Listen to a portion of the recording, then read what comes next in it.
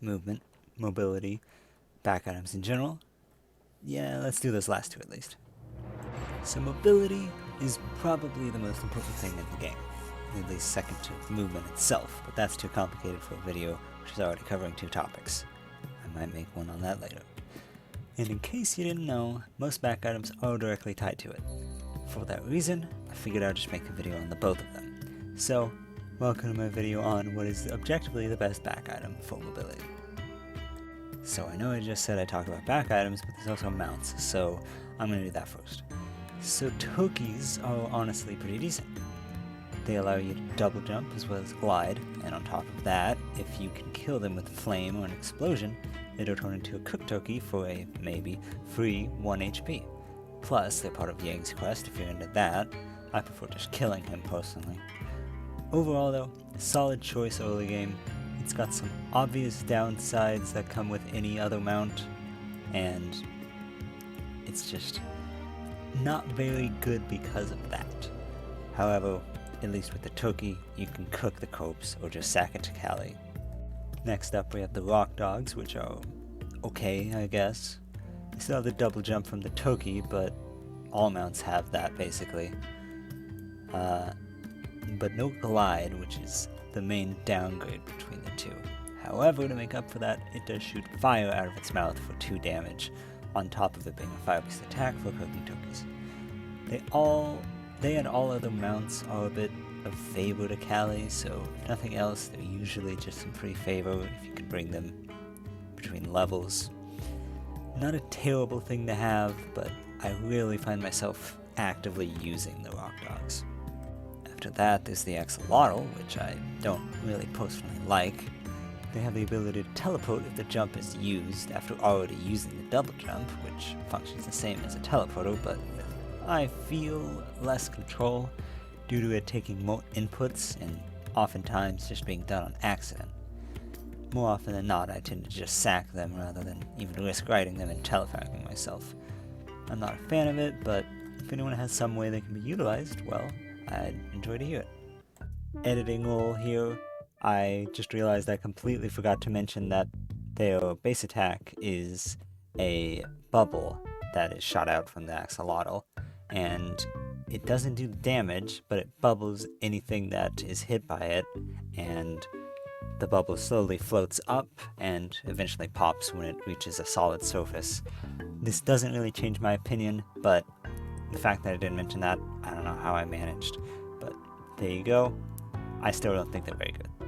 And lastly, of course, we have the Qilin itself, the often skipped but pretty cool little creature that can literally fly forever. It can only be obtained by grabbing the correct Shabti and hatching it on 6-3, which can only be known by getting the Tablet of Destiny, which can be obtained by going to either Duat or King's Palace, which will rarely show this sprite when viewing it in the journal where you find the description of the corrector Shabti, the former being accessed by falling onto the Kali altar in the City of Gold whilst holding it. On top of flight, it also shoots at fire, similar to the Rock Dog, however it shoots significantly quicker than it. It still only has 4 HP, so it's no tank, but it is quite the powerful mount. But it's still a mount, so it often dies quickly, especially by the point you get it in 6-3. The TLDL of mounts is that they're all okay, albeit too frail to utilize much. Personal preference sways me off of Axolotl, but they're all pretty adequate. Another thing I never really realized before is that all the mounts are effectively just, arguably, lesser versions of back items. Toki is Vlad's cape without the benefit of the blood, Rock Dog is a power pack without the bigger bombs and the faster attack speed, Axolotl is a telepack without the extra teleports as well as auto-teleporting if you hit, and Qilin is, well, it's the exception because it actually is a superior version of the jetpack along with taking fire from a power pack. If they could gain health from like damsels between stages, I feel like that would make them much more viable later on, as then they could become at least a little less frail and more able to take a bit of a beating, because they just often will just die to an arrow or something, and you just don't get to utilize them outside of that.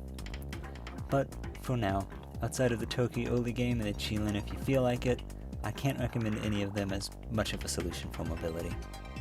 into the back items as a whole, I will be including the power pack despite it not being ability related, because I'm already covering literally every other back item, and it would be sad if I didn't.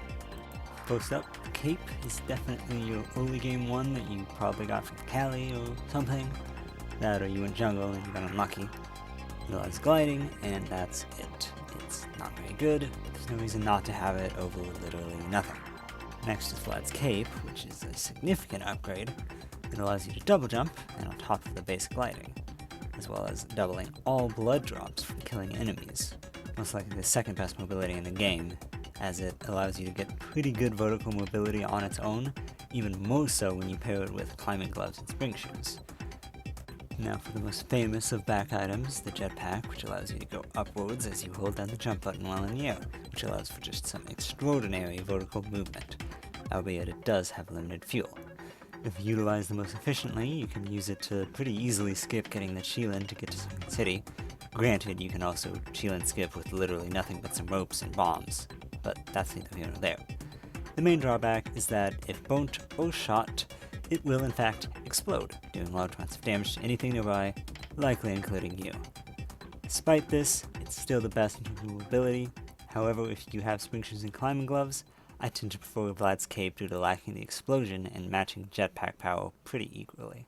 Now for the more odd ones. Starting with the hover pack, it allows you to hover when you press the jump button midair. It has infinite fuel, but it is explodable as well. It is basically a better cape in terms of functionality, but it explodes. Same as the jetpack, same as every other pack. And because it doesn't go upwards at all, it just doesn't really serve much of a function for mobility. It's basically just a worse cape, specifically because of the explosion.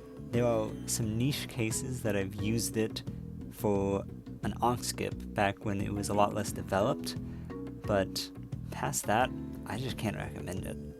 Lastly in mobility is the telepack, and it is damn good, but it also turns you into a glass cannon. It follows the same rules as a teleporter, and it's good in the same way. It can save you a lot of time and effort, but you need to know how to use it, or you'll probably just telefrag yourself. And for that reason, I tend not to roll with it, but occasionally, if I'm feeling like a teleporter run, but my hands are full, I'll go a telepack. And the final back item is the power pack. It makes you whip a fire-based attack, doing 2 damage, 1 if the creature's stunned, cooking tokies, igniting anything flammable, and more usefully, it also makes any bombs you use big, which deal more damage and have a larger radius. It also allows you to attack faster, about 2 times as fast. It's generally pretty useful, honestly, but due to it lacking in any mobility whatsoever, it just often isn't used, which is fair, to be honest. It can also be used to use it through the onk skip, though. And that's everything. Every back item, every mount, and it's, all in all, there's some pretty good ones in there, I'd say. The long and short of it, though, is just that jetpack or Vlad's cape is your best choice. It kind of depends on what you have, but in terms of casual play, I'd say you take one of those no matter what. I'd say telepack is obviously superior for a speedrun or something, but outside of that, stick with this. I tend to think Vlad's cape is the safer choice, because if you're going CO, you're liable to get set on fire at some point, and it'll probably get blown up, and that'll send you flying, probably, and that'll likely be to your death. Whether you lose your onk or you just lose the run as a whole, it doesn't really matter, and it's going to suck.